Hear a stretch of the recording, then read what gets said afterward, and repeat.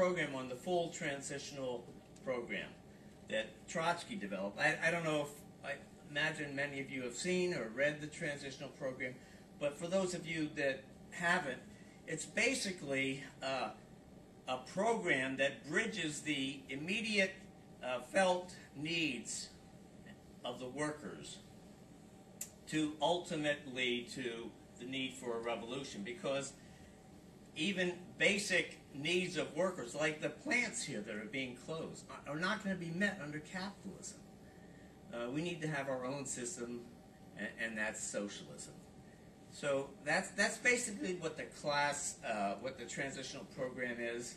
It's an attempt to share the available work, put the onus on the employer, on the capitalist, and unite workers behind these demands for struggle. And the big difference between the National Maritime Union on the East Coast, which I was in for about 12 years, and the International Longshore Union, Longshore and Warehouse Union on the West Coast, is oceans of difference. It's not just the two coasts. The National Maritime Union, during the McCarthy period, the leadership of the NMU, which had been close to the Communist Party, capitulated. They caved in and actually became informers for the government, fingering communists in the National Maritime Union, some of whom were deported, others just simply lost their seaman's papers, which you needed to work. And so the entire leadership of the National Maritime Union was gutted. Ferdinand Smith was one of the leaders. He was a black seaman from Jamaica. And the way the government got rid of him was they simply deported him to Jamaica. He was probably one of the best orators. Now, keep in mind, the National Maritime Union in the 40s now, the McCarthy period began around 47. At that point, there were around 100,000 members of the National Maritime Union. It was the largest maritime union in the United States. But it became gutted, and with the passing of Taft-Hartley, which screened communists from the trade unions, communists in the leadership, you could not be a communist or a red and be an official of a union. It outlawed mass picketing, it banned solidarity strikes, and it monitored all the financial dealings of unions. So it was government control, capitalist government control of the workers' movement, of the trade unions. The opposite happened on the West Coast. In the Longshore Union, the West Coast Longshore Union, Harry Bridges was the leader. He was a migrant worker from Australia that had been an anarcho-syndicalist, a wobbly, early on when he first became a seaman. And then, in his own words, he said what inspired him most when he was a young man was the Bolshevik Revolution. That workers, Russian workers, could make a revolution and actually run a country themselves. And he changed from being an anarcho-syndicalist to a communist. But it was for that very reason that the government went after him. They went after anybody who was a leftist. And so they attempted 4 times to deport Harry Bridges back to Australia. But each time the union fought it and was successful, because they knew what was behind Harry Bridges was that if they attempted to deport him, the entire West Coast, every port would have been shut down in defense of the president of that union. And so, even in the midst, in the darkest days of the anti-communist witch hunts, the ILWU held strong. In fact, we became a haven for a lot of the unions. The most militant section of the American unions at that point were the Congress of Industrial Organizations, the CIO. and they were pretty much decimated. And the leaders of many of those unions, particularly the maritime unions, came and sought safe haven in the ILWU. So it was very different when I worked as a seaman in the National Maritime Union, as an oppositionist, and working in the ILWU. The anti-communism was still pervasive in the National Maritime Union. The trade union bureaucrats were super patriotic. They ran the union with a tight fist, and getting your point across at union meetings was very difficult. Nevertheless, we ran a program. We built a caucus around the transitional program. A small, hardcore group of seamen that we recruited around demands of sharing the available work on the ship. Rather than job trusting and have a few people have all the jobs, we wanted to share it all. We demanded that they reduce the amount of hours that you work on a ship from an 8-hour shift to a 6-hour shift, which would have meant additional employment. This was implementing the transitional program, 30 hours work for 40 hours paid. That was the equivalent on the ship. We took demands like that all the way up to and including nationalizing the maritime industry under workers' control. And we were seen as the Reds in the union, the radicals, and even though there was still a residue of anti-communism in the union, we managed in 1978 to poll a little over 10% of the vote, which was pretty damn good, considering we didn't have access to all the ports all around the country, and particularly in the Panama Canal.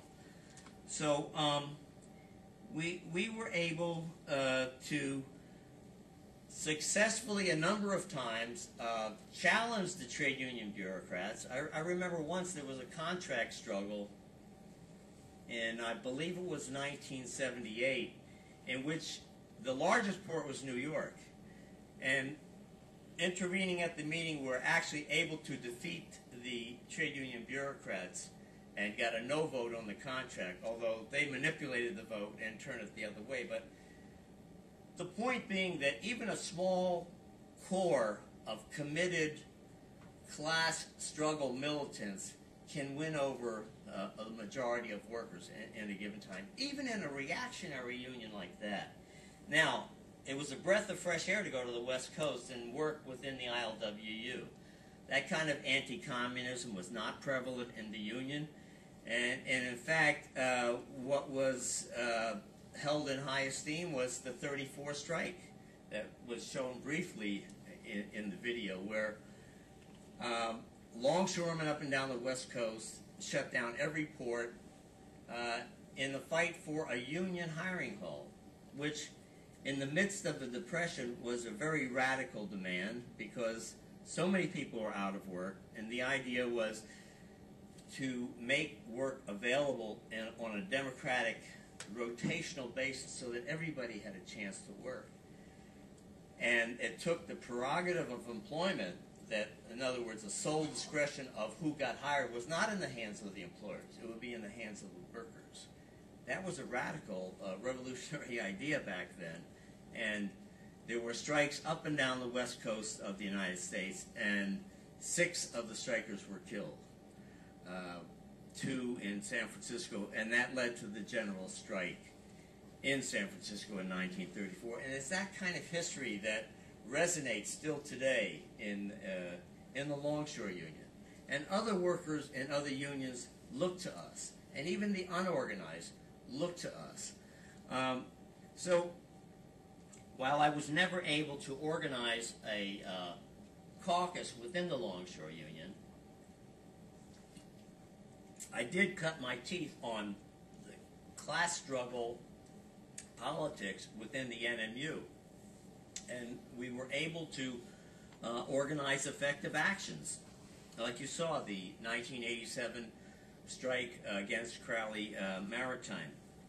But the transitional program also encompasses a broader class struggle. It's not just about bread and butter trade union issues. And so we always fought for the right of minorities, for immigrant workers, and so forth.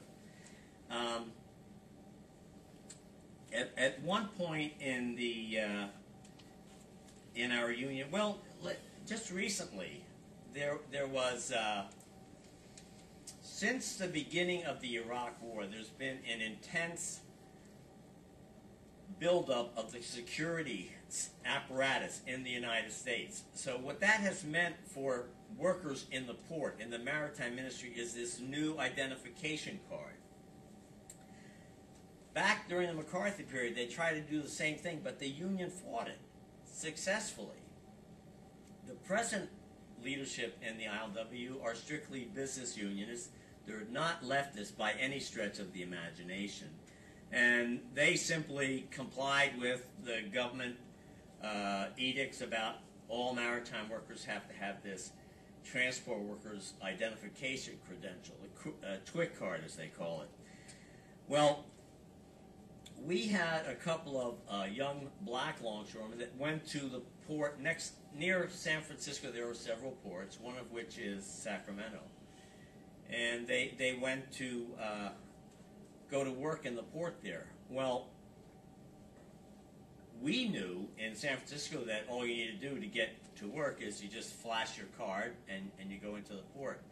Well, here's two black workers going to work in an area that's racist and conservative. The Delta in California is reminiscent of the Delta in Mississippi.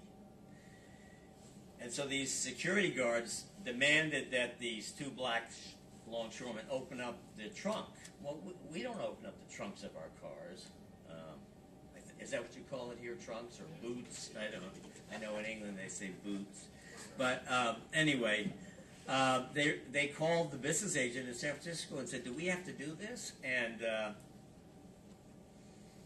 the business agent said, no, you don't have to do that. But before they could get off the phone, they called security, and the police came. They put him in handcuffs and then sprayed him with mace. That's the kind of sadistic police brutality that young black longshoremen have faced with. So we organized a major campaign to defend them. The international bureaucrats were hands off. They weren't supporting it at all. But we understood, like the builders of the union back in the 30s, that fighting for the union is more than just fighting for your economic demands. You have to look at the class as a whole. The reason we won the 34 strike is that the leaders of the Longshore Union went particularly to the black community because they knew that the employers would try to use blacks to break the strike. So they went to the black community and they said, listen, if you honor our picket lines, we will guarantee you that the workforce will be integrated, that you will have jobs on the San Francisco waterfront. That, probably more than anything else, was the essential ingredient that united the working class on the waterfront that won that strike. And so we still remember that today. And we waged this tremendous campaign for the two young brothers. We were able to get one of them, the charges dropped. Had the officers on top, the international officers, got behind us on this, we could have won this thing. But it showed our membership that, you don't have to always do whatever the police tell you to do. Because it's becoming more and more like a police state. And I'm sure in this country, too, you're losing your civil liberties. And that's the role that class struggle militants can play in the trade unions. I think you saw the picture of Oscar Grant. He was a young black man who was, actually he was a butcher's apprentice. He worked in the supermarket just around the corner from where I live. My wife recognized him, I didn't, from the TV pictures. And And she said, geez, that's the young man that works at the